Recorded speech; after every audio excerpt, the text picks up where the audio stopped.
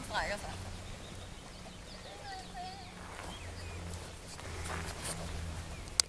Rigtigt. Ja, rigtigt.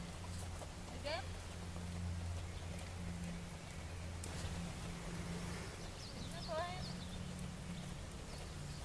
Du skal lære at give efter på skænklerne, lære at strække sig på skænklerne, i stedet for at tro, du skal løbe for dem.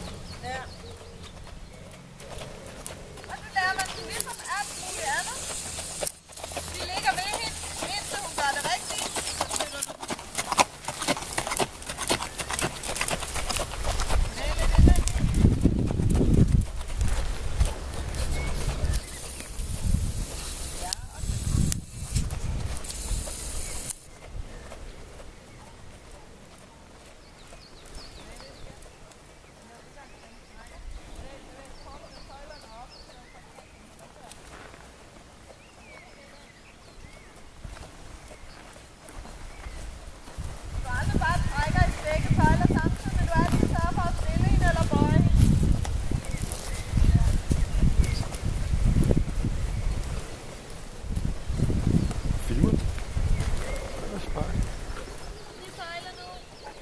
Det er hun glad. Det kan være, hun sætter tempoet op. Hun øger op. Det kan selvfølgelig ikke ræse frem i dragen med dig. Nej. Det er det ikke dragen.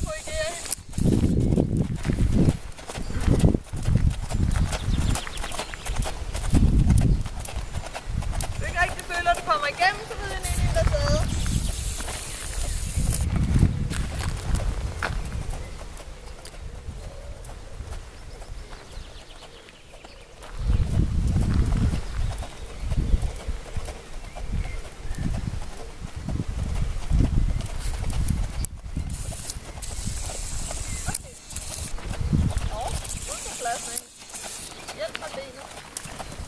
Der var en grænkål. Ja.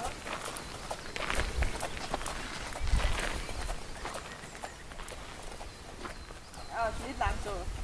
Ja, hun er. Du føler, du mister hende, så rid hende ind på en volte igen, indtil du lige har koncentrationen igen. Ja. Så kan du ride hende ud på sporet.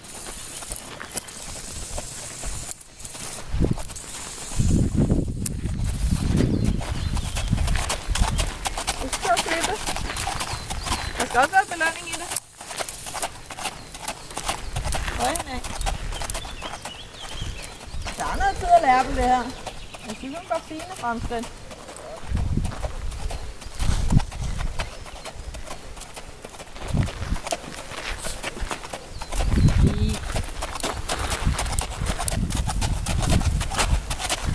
Det er lidt mere ind ad det.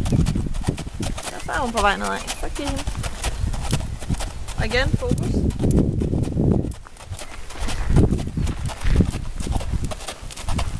Rigtigt. Lad hende gå helt ned til jorden.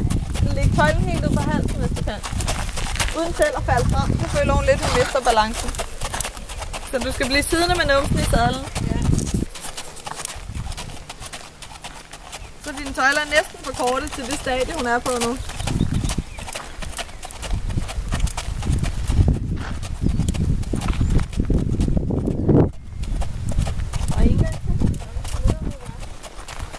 Så vent med at give hende så lange tøjler. Så lad hende strække sig.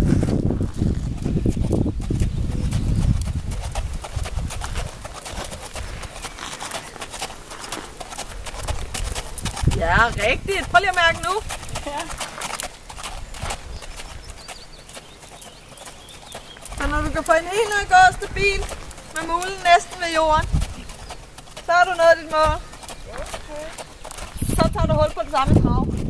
Tøl, galop og så videre. Så kan du begynde at samle og bygge den op. Det er lidt sådan nogle års arbejde. Nej, det tager ikke så lang tid.